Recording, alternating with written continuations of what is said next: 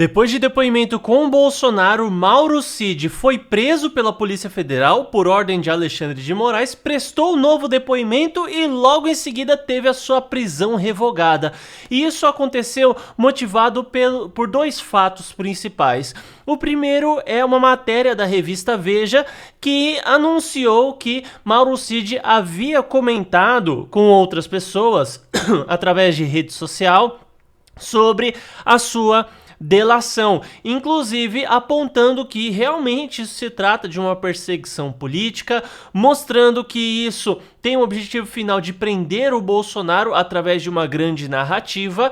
E o advogado do Bolsonaro questionou o Mauro Cid a respeito disso, ele falou que não sabia, enfim, mas esse perfil supostamente seria da sua esposa. Então, ele, como estava com o celular apreendido, todos os equipamentos eletrônicos apreendidos, talvez ele teria pego o celular da esposa, comentou com alguém sobre o que havia acontecido, só que parte do acordo da delação premiada era justamente ele trazer informações que levem à prisão do Bolsonaro ou colaborem diretamente com essa narrativa aí do golpe, e parte disso é que ele não poderia contar certos detalhes publicamente. Então ele teria violado esse acordo.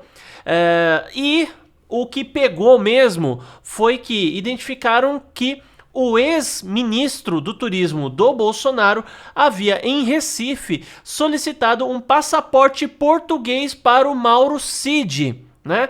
Então, assim, oficialmente o que levou ele para cadeia foi só essa questão, mas a gente pode considerar também que o fato dele ter quebrado o acordo da delação premiada também pode ter motivado esse fato, e no fim das contas, pela lei, né, como a coisa deveria caminhar, o correto seria todo o depoimento dele ser anulado. Então, assim, prova contra o Bolsonaro eles não têm. Tem um papel que foi impresso pelo Bolsonaro, que era uma minuta de estado de sítio, que o Bolsonaro não chegou a assinar. Porque até então, para você ter um golpe, você precisa ter ido fazer esse golpe e ter tomado a república.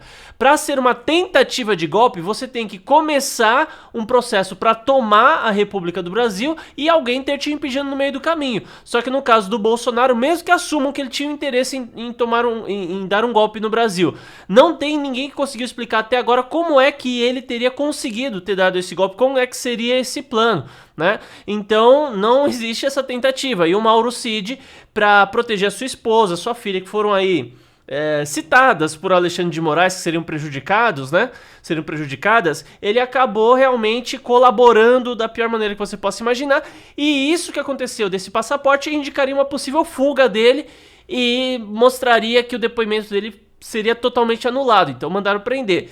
Mas agora, depois do depoimento na Polícia Federal, né, ele aparentemente falou que vai manter tudo que ele disse, então, por consequência, decidiram soltar o Mauro Cid.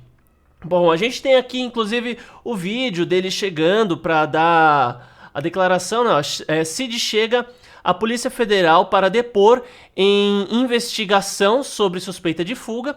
E, segundo a Polícia Federal, Cid obteria um passaporte por intermédio de Gilson Machado, ex-ministro do Turismo, que foi nessa sexta-feira, né?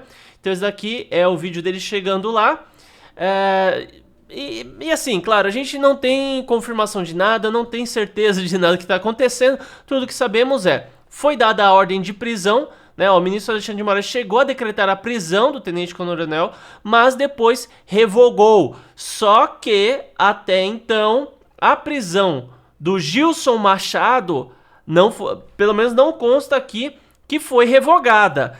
Então, provavelmente eles vão tratar esse assunto como se fosse assim: alguém quis dar uma ajuda para o Mauro Cid sem ele ter pedido essa ajuda. E fica na cara que ninguém ia pedir um passaporte em nome de uma outra pessoa se não fosse essa pessoa que originalmente quisesse isso, né? Então, assim, cara, tudo isso é pro depoimento do Mauro Cid não cair. Ele foi levado lá pra polícia só pros caras terem certeza se ele ia manter toda essa versão contra o Bolsonaro. Mauro Cid tá se contradizendo em vários momentos e, no fim das contas, eu vejo que o coitado do Mauro Cid é o cara que vai se lascar mais nessa história toda. Você fala assim, ah, mas coitado, mas ele tá mentindo pra agir contra o Bolsonaro, não é coitado? Então, mas, cara, estão ameaçando a filha e a esposa dele, meu. Você quer que o cara faça o quê também, né? Chega alguém lá e fala, ó, sua filha vai sofrer as consequências se você não falar o que a gente quer. No caso, o Alexandre de Moraes falou que poderiam sobrar consequências se não falasse a verdade. Só que até então ele poderia falar a verdade e o Alexandre de Moraes falou, não, isso não é a verdade.